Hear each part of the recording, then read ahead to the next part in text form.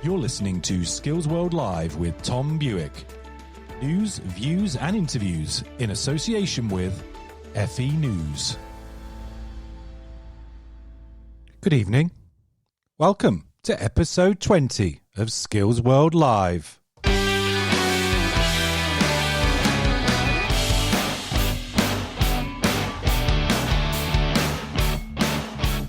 That's right, folks. We've made it out of the terrible teens and into our blossoming early 20s. Time for the Skills World Live crew to reflect on a whole month of diverse shows dedicated to connecting the world of FE. We've interviewed some really brilliant sector leaders, the bosses of various think tanks, skills experts and serving education ministers. We've even had a former Secretary of State giving us the inside goss on how Tony Blair never came up with the university participation target of 50%. Not bad for a show broadcast from a man cave here in the heart of Sussex, where usually on a Friday night, the only sound you'll hear at this time is a bottle of Chablis and a can of Peroni being wrestled from the fridge.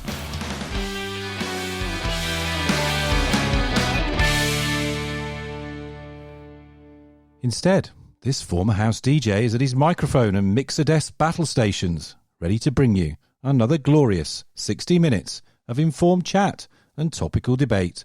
And on tonight's show, we've got another great lineup of thought leaders and futurologists. You know, the kind of people that think about the meaning of life in terms of historical epochs.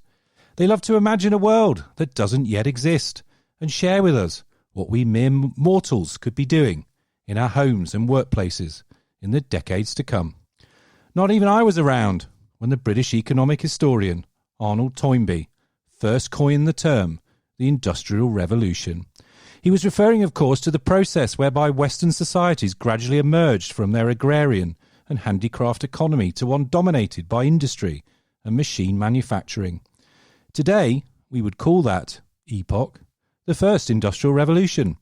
On tonight's show, we're going to skip over the Second Industrial Revolution and the Third Digital Revolution, presumably because it's the epoch we're all still living through. And instead, we're going to hit warp drive and catapult forward to the Fourth Industrial Revolution. That's right, folks. We're going to test out the idea of whether by the end of this decade and beyond, up to a third of jobs could be replaced by automation. Of course, many of these Fourth Industrial Revolution predictions were made long before novel coronavirus, the disease we now know as COVID-19, had even come into existence. In fact, in all the literature I've read on the subject of Fourth Industrial, I can't even find a mention of the likely impact of a pandemic on global patterns of employment and skills, which seems odd really when you consider that the experience of lockdown and the resilience of businesses to cope is likely to do more to how we work, live and take our leisure time than any of the expert predictions about robots nicking our jobs. On tonight's show, I'll be talking to an academic from the University College London who advises the G20 no less on education and the economy for a digital age. And we'll be hearing from a man who has the job title Chief Envisioning Officer, Envisioning Officer even. He's written not one, but two books about our working futures. The head of the economic modelling firm Emsi UK will be dropping by. And in case you were thinking this was just a British affair, we'll be heading stateside in the closing segment of the show when I'll be catching up with the author and disruptive investor Ryan Craig, Director of University Ventures. But first, let's find out what's making the news headlines in your skills world this evening.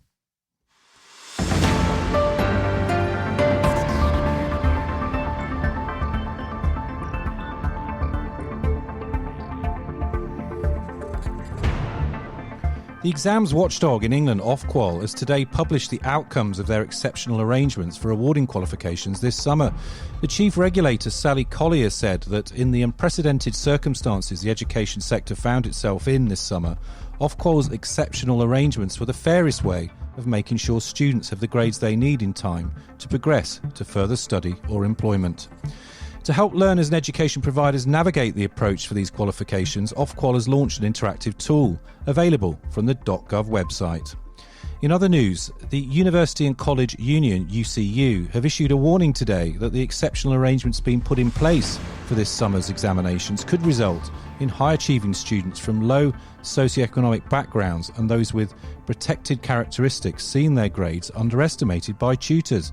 The union points to research by Dr. Jill Winus in 2016 that found that teachers underpredicted the actual A-level grades of thousands of high-ability disadvantaged students. The UCU General Secretary Jo Grady said that she was disappointed with the publication of Ofqual's decisions today and that more had not been done to recognise the circumstances of high-ability underrepresented groups. And finally, as we come to the close of Mental Health Awareness Week, students from Canterbury College have launched an innovative online support service to help young locals called Talk to M8, founded by Level 3 Animal Management student Jack Fury and his friends. Talk to AM8 aims to raise awareness of the importance of mental well-being by providing peer-to-peer support and safe virtual spaces for young people to talk about their feelings and experiences. That's all your Skills World news from fenews.co.uk. Contact us at Skills World Live. Email skillsworld@fenews.co.uk. Follow us on Twitter @Tom Bewick, @FENews. Use the hashtag SkillsWorld. Call us on 02032 900 111. That's 02032 900 111.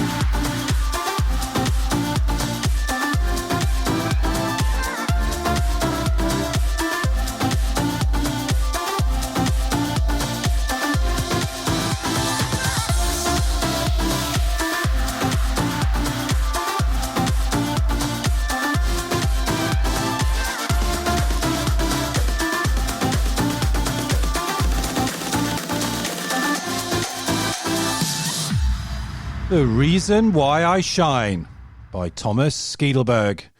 He's one of our favourite Swedish artists at the Skills World Live team. We haven't really played him very much this week, so good to get an outing for that track again. Now, to sort of kick off tonight's big debate about the fourth industrial revolution and the impact COVID-19 is going to have on all of us, and it is already indeed. But I'm delighted to be joined on the line by Paul Grainger, who's co-director at the Centre for Education and Work at the University College London and also co-chair of the G20 Task Force on Education, Employment and the Economy for a Digital Age. Good evening, Paul.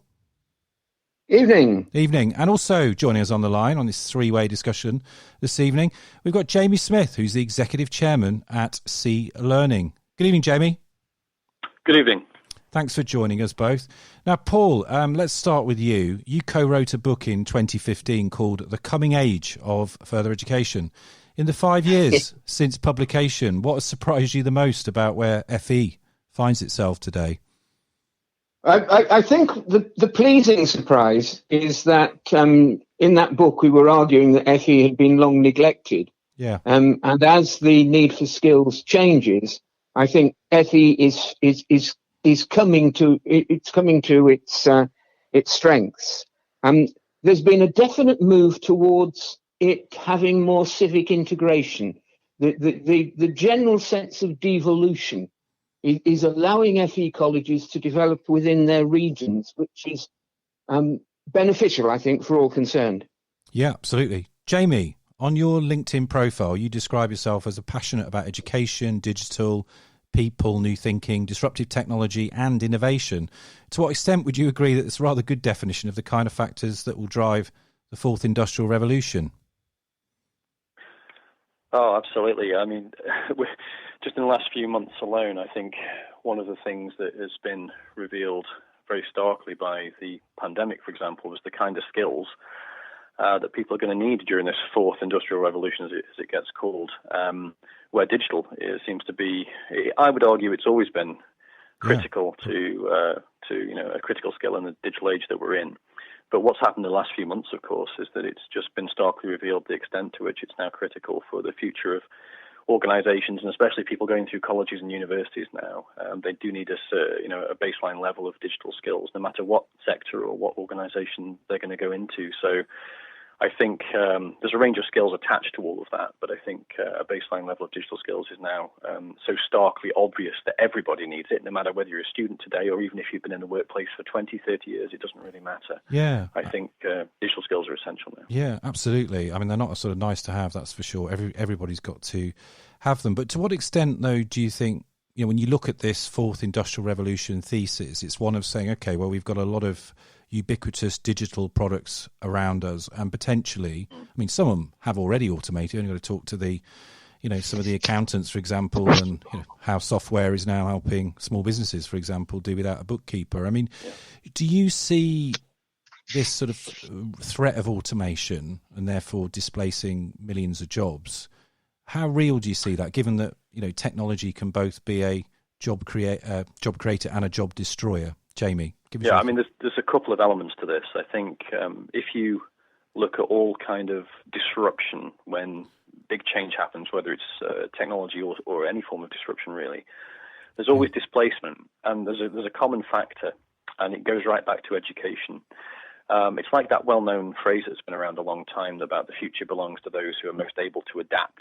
And it absolutely does, and we're seeing that in all walks of life right now, aren't we? So those businesses that are currently going bust by the day are those that had a business model that was fixed and wasn't able to adapt to the changing circumstances fast enough that are evolving around it. And I think that's exactly what's going to happen now. So if you're looking at automation or AI, for example, and there's lots and lots of grand claims made about these things, aren't there? In fact, I was reading something just the other day about, AI, and people always tend to think of robots and things when they think of AI and stuff.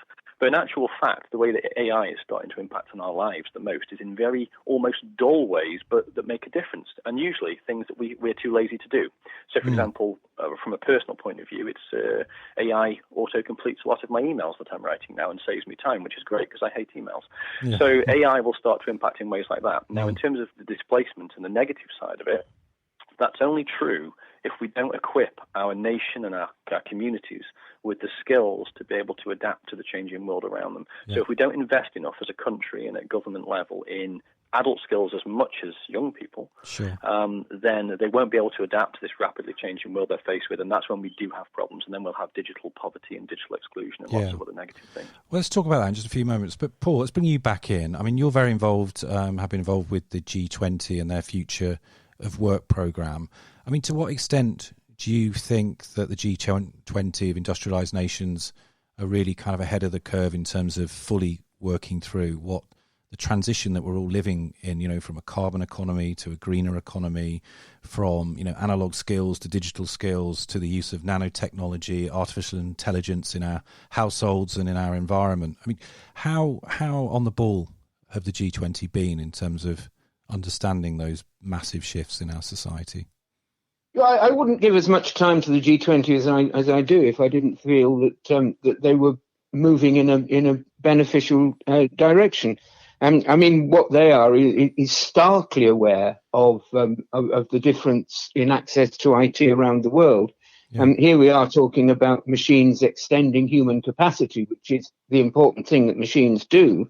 But half the world hasn't got access to IT. So at the moment, it makes a sharp divide between those who have access to this new digital world and those who don't. Right. But as far as the advanced nations are concerned, they are seeking international agreement around issues such as abuse of data, platform employment, negating workers' rights. And they're trying to develop some sort of, may I call it a licensing system, so that the artificial intelligence doesn't get out of control and start dictating our lives, rather than us dictating what happens. I mean, if you get into a driverless car, you want to be in a position of telling that car where to go, not having the car take you where it wants to take you. Do you think, though, globally, and in some ways, you know, the recent crisis has really shone a light on this in terms of global supply chains, the reliance, obviously, and it's been there for decades, on China's relative cheap manufacturing capacity. I mean, you know, to what extent is this about governments coming together and, as you say, trying to regulate these platforms, or do we need to potentially just let entrepreneurs get on with it and people will make up their own mind as the extent to which they want to engage with these platforms or not? I mean, there's always that tension, isn't there, between kind of, you know, trying to regulate the technology and also trying to allow it to be unleashed to deliver, hopefully, the progress in humankind that we're wanting to see.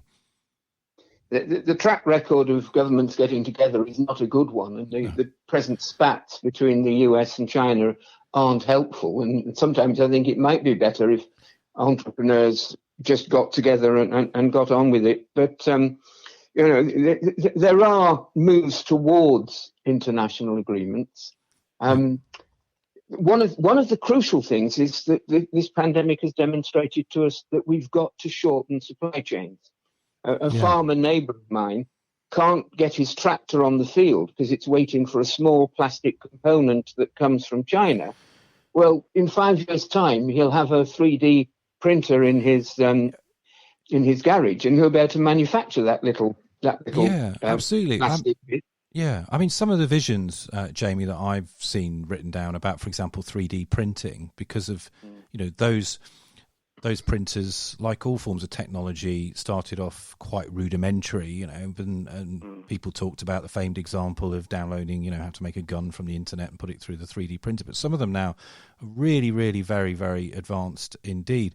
I mean, on this point about global supply chains, could you envisage, and this is more a positive point, potentially about where job creation could come from in the future, if there is, you know, if that farmer, for example, that's waiting for that tractor part, if they can just go back into the farmhouse and they've got a good broadband connection and they click on the part that they need, that then goes off to a 3D printer centre, probably not very far away from them, because it's easier to set up these kind of distribution centres, and then it's delivered domestically overnight the next day for the tractor to carry on working. I mean, could you see there's some benefit out of the crisis in terms of potentially people utilising that technology and saying, you know what, we need to bring more of these manufactured parts just closer to where we operate?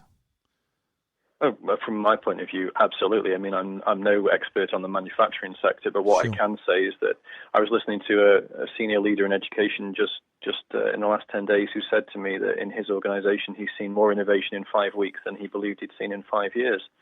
And I think that's true in business. And somebody else said to me a few days ago as well, they were talking about the 1930s depression that was triggered by the Wall Street market crash. That's right. That's and history tends to focus on the negatives of the amount of job lost and all the personal human tragedy. And I don't want to downplay that for a second. Of course, yeah, because if you're caught in the middle of it, it's tough, isn't it? Yeah. Exactly, and that's what's happening now. We're in a period of great disruption where I don't want to sort of negate or downplay the human tragedy and loss to both people's lives and jobs. But just as with the 1930s, where people tend to forget there was an unprecedented number of millionaires and prosperity created in the 1930s because necessity drives innovation. And what we're living through right now, in a way we perhaps can't appreciate right now, but I'm quite sure that if we had a postcard from the future, sort of 10 years from now, we'd look back on 2020 as something of a revolution, where we went through a social, technological, and a revolution of new services and products and things being designed. And just on that point of shortening supply chains, absolutely, I think there's going to be a revolution with products and services. Well, I tell you what, given you've brought in that very novel idea of writing a postcard and then perhaps reading it in a decade's time, Paul, if you were writing a postcard to yourself that you're going to read in a decade's time about potentially how the world of work, technology and skills will change, what's the one thing potentially you might put on the back of it that you'd be predicting? I'm an optimist, and what I might hope to be putting on the back is that that humankind returns to what it's good at. I mean, standing around in a factory assembling things is not a particularly good use of people's time. No. What people do contribute to the economy is a sense of purpose. And that's something, as of yet, that machines can't do. And hopefully the sense of purpose will remain within the human domain. You know, if I go back to my driverless car, it can get you from one place to another fine. But only the person sitting in it gives it a sense of purpose. Let's go down the shops, or let's go to the Nag's Head. And I think we will find that increasingly the skills that are required from the workforce are to do with ethical considerations. Yeah. I mean, let's not forget that this pandemic is nasty, but it's not the main threat to humanity. That remains climate change. And when we've come through this pandemic, hopefully organizations like the G20 will refocus us on combating the climate change, which is the real threat to the species. So ethics, philosophy, creativity. I mean, a lot of the micro businesses that are growing up are about people's creative urges, aren't they? And moving their creativity into producing very successful little micro businesses. Okay, well, let's hold on to that thought, and I'm sure other contributors tonight on the show will come back to that as well. But Jamie, just given that you introduced the idea on Skills World Live, give us a sneaky preview of your postcard in 10 years' time if you were writing that today. Reading it there. Well, my postcard from the future would echo some of the themes touched on there, especially anyone who knows me well knows that I'm a bit of a late-to-the-party eco-warrior, so I'm very passionate about sustainability. Yeah. And one of the things I'm excited by, and what would be on my postcard, was looking back to 2020, how it was a sea change moment in terms of our ability to live in a smarter planet, to steal a phrase from IBM. I do believe that from this we're going to create a smarter planet. We will live more sustainably. I think people have seen the art of the possible with working smarter and living smarter. I think people have realized that they can use and trust technologies to enable them to not have to sacrifice their personal commitments for their professional ones, perhaps in ways that we've been doing for decades. And I think from all of that, there'll be a greater priority on health and well-being. Sure. I think we will be looking back on it as a year when we decided what really mattered more about the planet, because at the end of the day, when you're looking at the planet we live on, as we've just touched upon right now, we need the planet more than it needs us. You know, the planet will exist just fine with no human beings on it. So it's down to us to live a bit more sustainably. And I think we've seen glimpses of a very exciting possible future about sustainability, a cleaner air. I've never heard so many people talk about the sky at night and how they can see stars, and they've noticed the stars at night. Indeed. I mean, how awesome is that? So let's not go back. I think we've got a collective responsibility now. It's in our hands and it's our choice, and we can choose. It certainly is, Jamie. Look, we're running out of postcard space, as well as, sadly, alas, both of you running out of time. But Paul Grainger at UCL and Jamie Smith at C Learning, thanks so much for joining Skills World Live this evening. Thank you. You're listening to Skills World Live with Tom Bewick.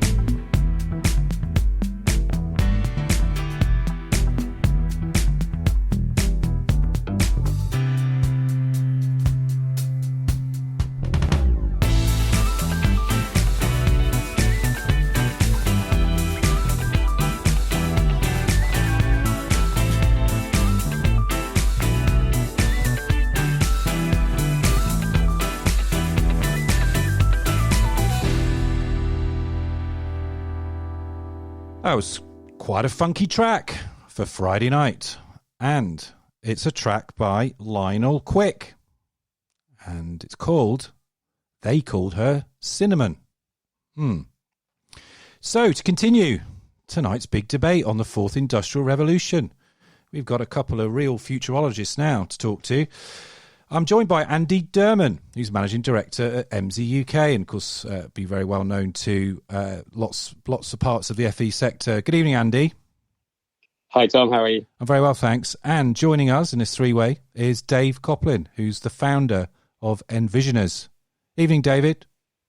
How you doing, Tom? Not too bad, thanks. I'm just pleased the technology's working on a program about the fourth industrial, which is great. Andy, you do a lot of economic modelling in the FE sector. How do you see the current crisis playing out in FE over the coming months and years? Yeah, to echo a lot of, I think, your first segment, a lot of sense spoken there that, yes, there is challenge, but there's also a ton of opportunity. And I'd say my view of how we're adapting, particularly in the sector, but more widely in the economy, is that this challenge is bringing about a lot of creativity, and I think signposting the potential for what the fourth industrial revolution is bringing and can bring. And maybe it's not quite as scary and disruptive as we might think. You think about the very quick way in which the sector's moved into the online learning space and really enhance that, and incredible. All of us working in that sort of web meeting environment, which is a new thing for some, a fairly standard way of working for others. So, yeah, definitely interesting. I think a sneak peek to the future. Yeah. Dave, I love your job title, Chief Envisioning Officer. Tell us why you wrote a book called The Rise of Humans, when the fourth industrial revolution has been characterised, and I've got the book on my bookshelf, The Rise of the Robots. Exactly for that reason, Tom. Yeah, I was fed up. And part of the problem, I'm of a certain generation that grew up being inspired by the potential of technology in a modern society. And for me, look, it's a cliche, right? It was Star Trek. For others, it might have been Tomorrow's World. If you look around what's happening today, what kids today are growing up, what students are growing up, what adults have surrounded with them is not a utopian view, as was presented to me, but is a dystopian view. So when we talk about the potential of artificial intelligence, somebody inevitably refers to 2001: A Space Odyssey. Yeah. Or we talk about robots, and then they start talking about Terminator. And it's just like, this is really not helpful, because as Andy was saying, the opportunity here is to extend human capacity. This is what you were talking about in the previous segment. And so I wanted to say, look, this isn't about the machines taking over, not on my watch anyway. This is about how do we equip humans with the skills that complement the capability rather than compete with the capability of technology. And it's a mission that I'm very, very passionate about today, because we still too easily fall back on, well, the machines are going to do that. Well, do you know what? There's stuff that they're great at and there's stuff that they're really terrible at. Why don't we figure it out and just get a better result at the end of it? Yeah, absolutely. And even the robots that are now in those car factories, they still need the engineers to service and maintain them. They still need to be updated with new models, etc., etc. So, the idea that robots completely replace us. And I'm so glad, Dave, you talked about how too much of this debate is quite dystopian. I mean, particularly as well when you see figures like a third of all the current jobs will be, automated by 2030. I mean, that's frightening for a society where people obviously depend on work to go out and earn a living. I mean, Andy, how do you see the FE sector then?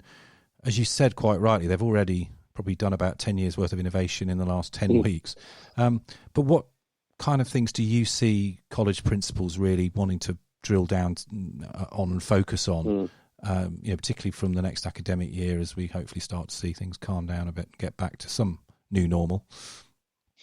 Yeah, no, absolutely. And just to that point, I think the key here is intentionality, right? If we sleepwalk our way into this, of course, we may wake up to a future that we don't particularly want and think is productive for us as human beings. But actually, if we're intentional about things, and that statistic, I think, is cast with a lens of today's workforce, but of course the workforce is always evolving. So from that intentionality point, definitely, how does that play back into further education? Well, further education has a massive role to play, because this is not just about equipping young people for a different future, as was pointed out previously. This is about helping the whole of our community, those in the workforce.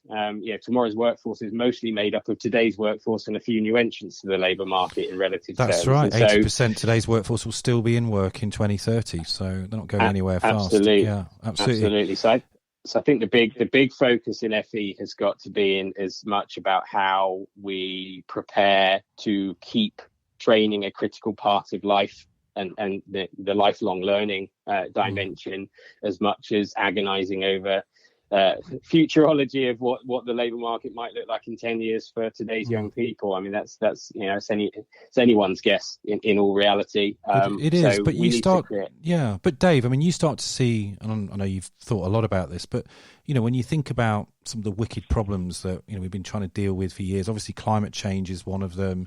There's a real shortage in industrialised societies for good quality housing. Frankly, a lot of people are fed up of that daily commute. I mean, again, the trend shows more and more people having to live in cheaper areas and then go to here in the southeast where I am, you commute into London for that office job that might pay just a little bit more. I mean, how can we turn this terrible tragedy, but also this crisis of COVID-19 into an opportunity where, for example, a lot of that office space now in London, some of that could be given over to affordable housing, because employers, if they change their behaviour, they no longer have to insist on office workers coming into the capital. They could be equipped with the right technology and work from home, because this experience has shown you can trust a lot of employees to get on and power up the laptop and still do the Zoom calls and the virtual meetings. Likewise, that then helps the environment. There aren't so many unnecessary car journeys taken. I mean, I'm sure, Dave, you've given a lot more thought to this than I have. But can you see these kind of interconnected opportunities if we can just get the right leadership around these various debates? Oh, without a doubt. I mean, the thing is, what we have to come to terms with is we've been working like Victorians since Victorian times. Yeah. The concept of us transporting ourselves to be in the physical container of our organisation is a Victorian principle that goes right back to Arkwright's dark satanic mills. Right. For the last decade, we've been walking around with access to technology, most of us in our pockets, that enables us, given we've got the right job, I get that, to be able to work from any location. So you think, not only what can this do for the environment, which is a massive win, what can this do for all of the geographic disparity that we see, the north-south divide? We can bring prosperity to every household and every region in this country simply by learning to work in a 21st century way. Coronavirus has taught us that we can do that, and it's taught us for long enough. So, I'm personally getting into my 10th week of lockdown, and the habits are now forming in terms of I see this world of work. And it's not that we'll never, ever go back to the office again, but we flip that default from my default position is I'm going into the office to my default position is actually I'm going to work from home unless I need to go to my customer or wherever. That's when the magic starts. I have no idea what's going on with the telephone line, so sorry about that. Okay. That's when we have to think about, so how do we sustain this? How do we guide people who historically would have shied away from the video calls that we now love because they're essential to our personal lives? How do we show them how to sustain that? And the areas where remote working can be brilliant and the areas where, for example, we do need to commute in and go to the office. Yeah. Andy, final word to you. I mean, obviously you work very, very closely with FE senior management teams, and you'll know over the last sort of 2 decades, really, there's been massive investment in what you might call the capital plant and machinery of FE, and arguably probably not enough investment into things like digital infrastructure. Can you see now that whole debate shifting? So actually potentially some downsizing of some kind of college campuses, or maybe not those big investments, in shiny new buildings, but more of a kind of balance between investing actually in enabling more of that blended learning, that online learning, and actually the campus becomes more of a civic space. It becomes more of a place where students come in for exercise or to meet with other students, the social side of learning. I mean, could you see FE developing in that way? I think you used the right word there, which is balance. I think the danger with a lot of this discussion is a bit binary, and that's what creates that dystopian view. And I think reality is there's still going to be a need for what we call the norm right now, but it doesn't have to be entirely that.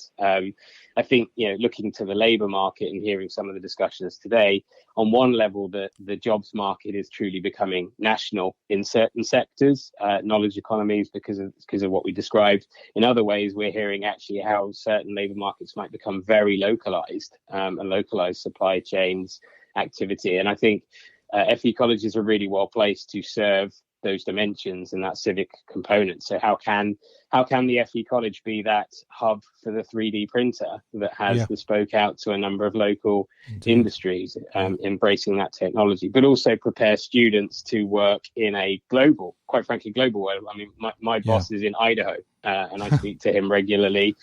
My team here in the UK are mostly remote, so it's something I've got very used to well before coronavirus, but it's obviously enlightening to others who haven't had that experience. So I think FE is really well placed. I challenge the sector to seize the opportunity for sure. That's a very positive note to end this segment on. Dave Coplin, author and founder of Envisioners, and Andy Durman, Managing Director of Emsi UK. Thanks, chaps, for joining us this evening. Thanks, Tom. Cheers, Tom. You're listening to Skills World Live with Tom Bewick.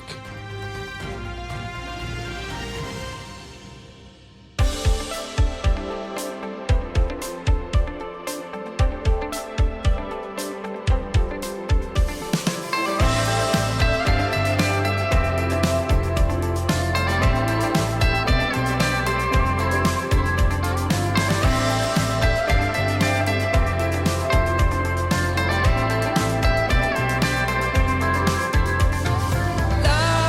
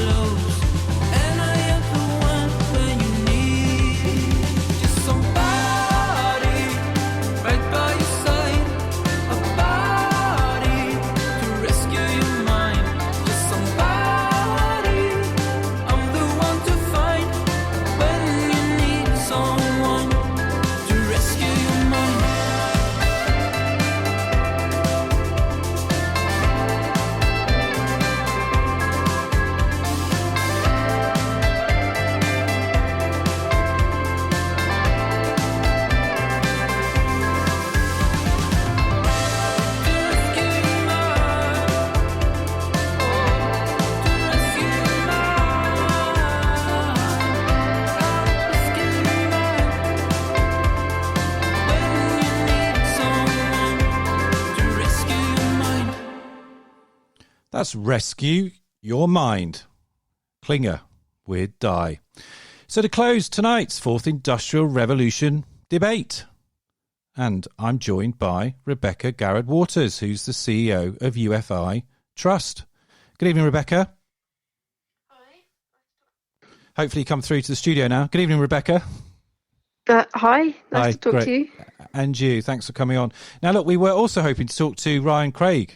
He's our transatlantic guest and author, managing director at University Ventures. I've tried 3 times to get through to his line, but alas, the transatlantic line is just not working this evening.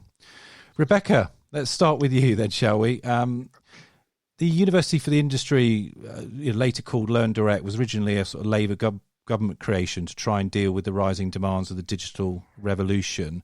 I mean, how is the UFI Trust now preparing learners and employees for the fourth industrial revolution?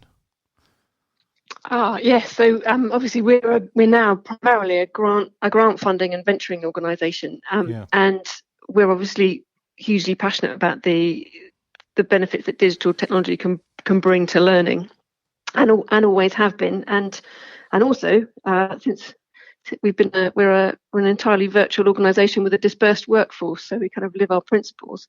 But what we've been doing over the last 5 years is funding activity to kind of look to the future of vocational learning and really focus on the skills that will be needed, but also better ways of using technology that are better for the learner, better for the teacher or trainer, and better for the employer. But more immediately during the kind of recent crisis, we've sort of pivoted to help people accelerate that transition to remote teaching and training, and try and support the sector a bit into kind of leaning into the current crisis, but with an eye on how things can be better on the other side. And I think some of your other guests have obviously highlighted the fact that the current COVID situation what it's done is accelerated the progression towards the uptake of the Industrial Revolution. So, sure.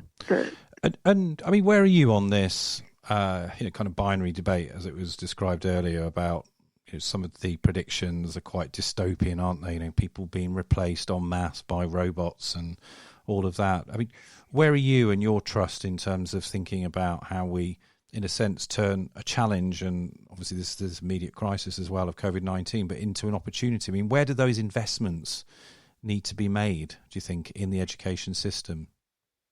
We've always been very much on the optimistic side of that binary debate, and seeing technology as part of the solution rather than the problem. But and again, echoing some of your previous guests, that we need to do it in an informed way and think about what the future should look like, rather than kind of stumbling into what we end up with without planning. We've been very clear, and we continue to be quite clear, that FE can have an enormously important part to play in the provision of skills that underpin the fourth industrial revolution. But what that means is that we need an FE system and a wider teaching and training sector that is capable of using digital tools in the best way possible, and also capable of having the best possible digital tools and a workforce that is well trained and equipped to use them. Yeah. And also with the confidence to do so. I mean, can you see there being a kind of massive reprioritisation, by government, but also around businesses, to really kind of, to make sure we make the best of 4G and then 5G? That, as I said to my previous guest, I think there's all sorts of interconnected opportunities, isn't there, around all that office space that might now become available because it's not being necessarily used for 9-to-5 office workers. Likewise, in educational establishments, I thought it was really interesting this week that Cambridge University, for example, announced there's going to be no face-to-face lectures now until next summer. I mean, that's going to bring about, isn't it, a massive shift in format of how education and learning is actually delivered. It will, and also, I mean, there's a sort of, you're absolutely right about the interconnectivity and the fact that I think we will always look back on this situation as a huge pivot point for the way the economy in the UK, but also globally, functions.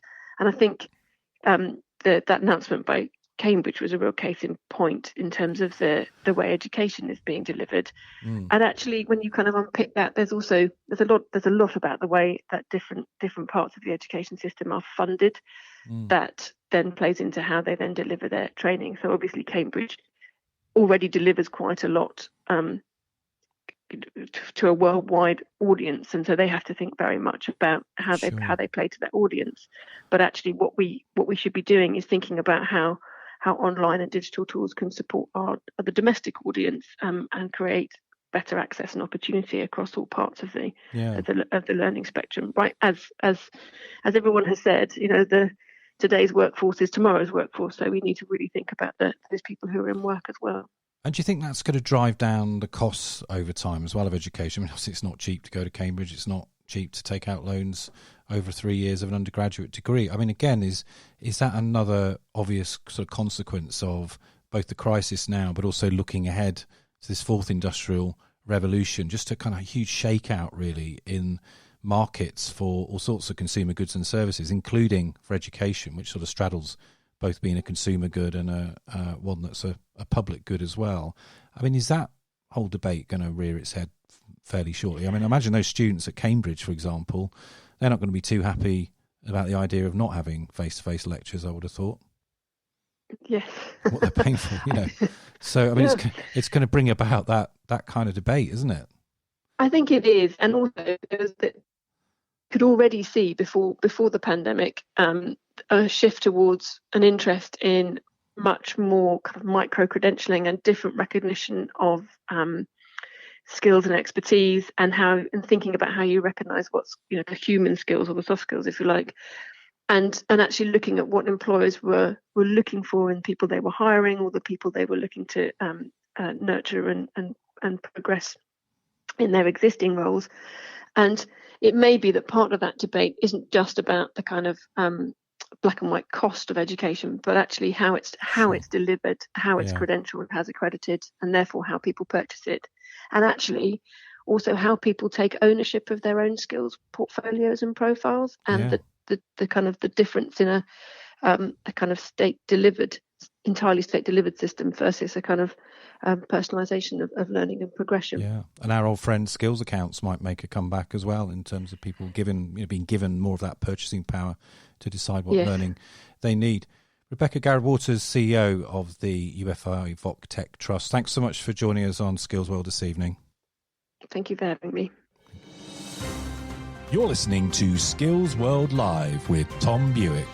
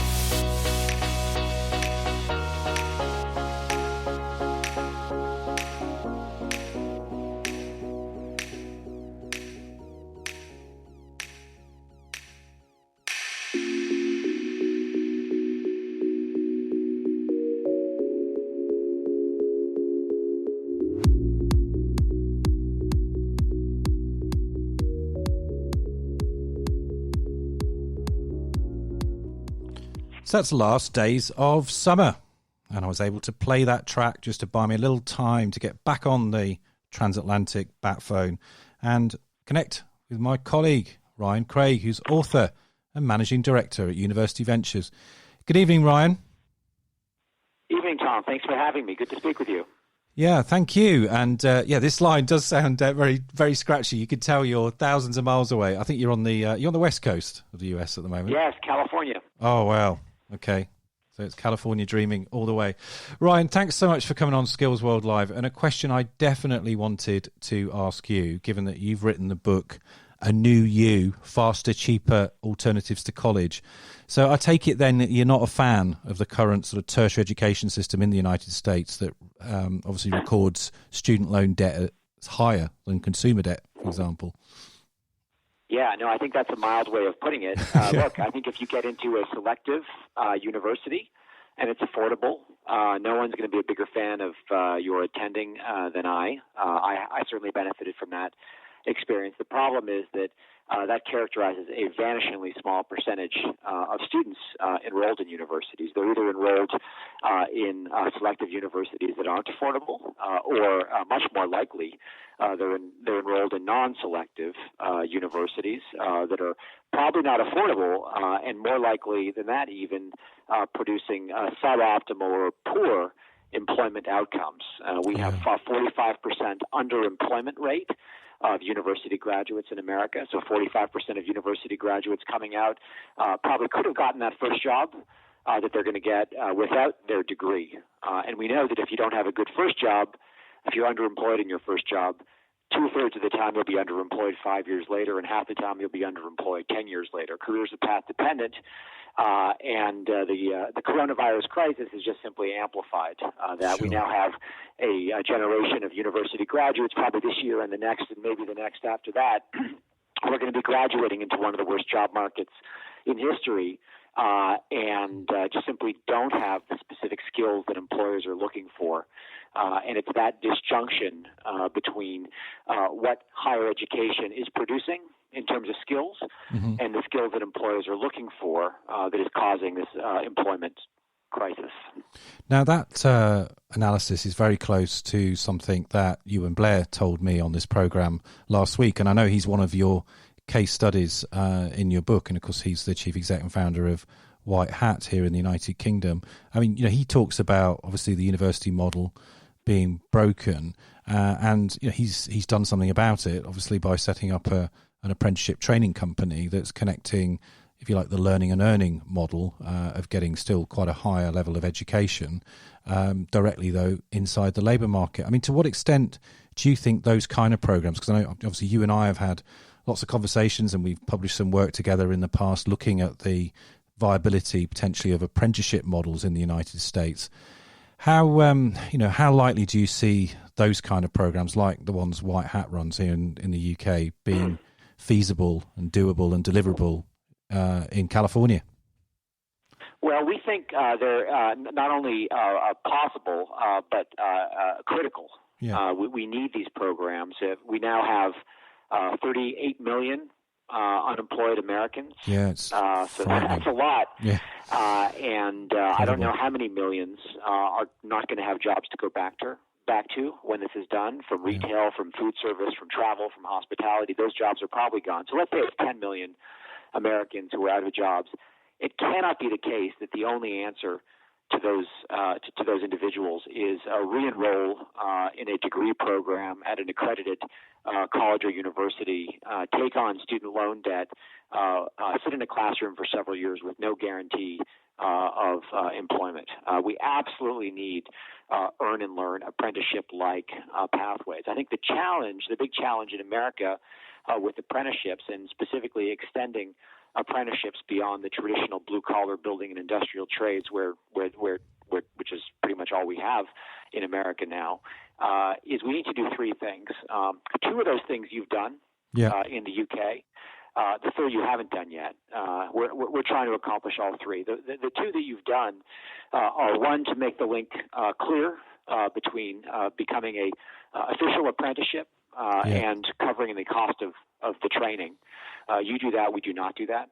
The second is to incentivize these intermediaries, these apprenticeship service providers. The government is providing funding that incentivizes apprenticeship service providers. We have nothing like that in the U.S. at all. Yeah. The third, and I think perhaps the most important of the three that neither of us have done, is to really sort of move the locus of the apprenticeship away from the ultimate employer and to the intermediary, if you will, in the UK's case, the apprenticeship service provider, which could serve as the employer of record for a period of time and allow the ultimate employer to try the talent before they buy the talent. We think that's critical. we have launched a series of models, our firm, which is University Ventures, that essentially use that intermediary as the employer of record and offer effectively an outsourced apprenticeship for the end client. And we think we've seen those models scale rapidly in areas like software development, data visualization, medical device training. Again, not depending on the ultimate employer to hire hundreds of apprentices. We don't think that they ever will.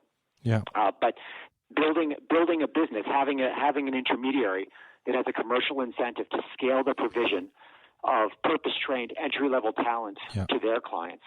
We think that's the answer for the U.S., and we think it could be the answer for the U.K. as well. And that's fascinating, Ryan, because I think there'll be independent training providers that listen into this show which broadly translates to your concept of an intermediary. And given the challenge, obviously, of unemployment on both sides of the pond, that could be a model going forward. What a thought. Ryan Craig, I know you've got a hard stop, so and indeed this programme's finishing at 8 p.m. UK time. But thanks very much for joining us on Skills World Live this evening. Thomas, a pleasure. Good speaking with you. And you. You're listening to Skills World Live with Tom Bewick.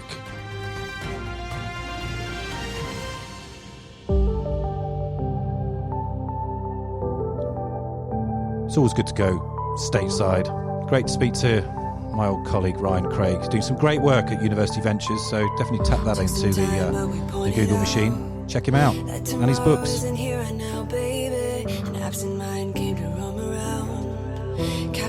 in a foggy cloud, baby. Standing on my toes on the edge, I'm ready to go.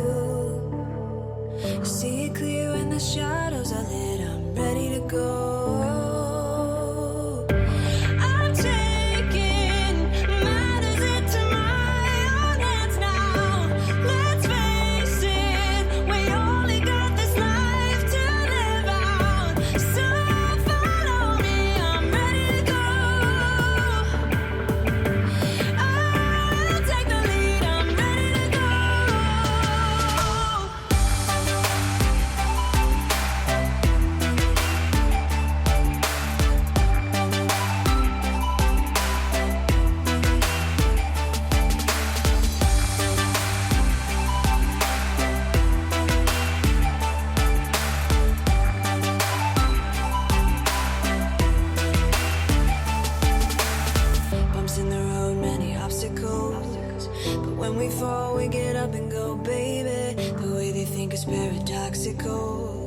Captured you in a foggy cloud, baby. Standing on my toes on the edge, I'm ready to go. See it clear when the shadows are lit, I'm ready to go.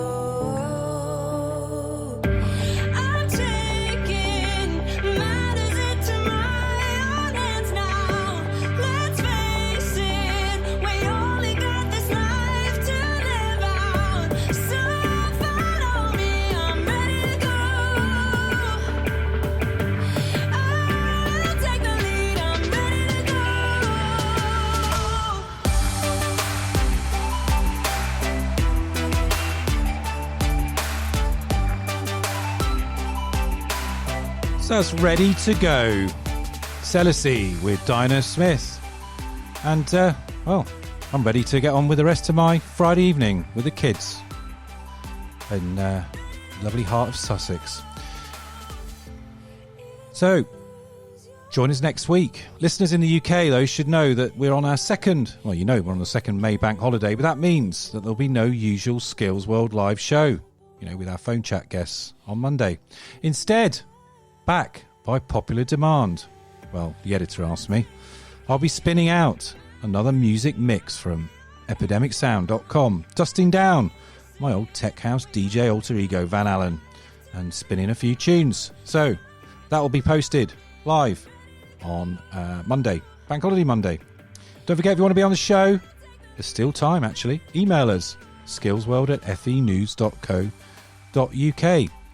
Now, we couldn't have produced 20 episodes so far without the great work of the team in the O'Mara household, in particular Gavin and Kelly, and our digital producer, Ellie Hansen.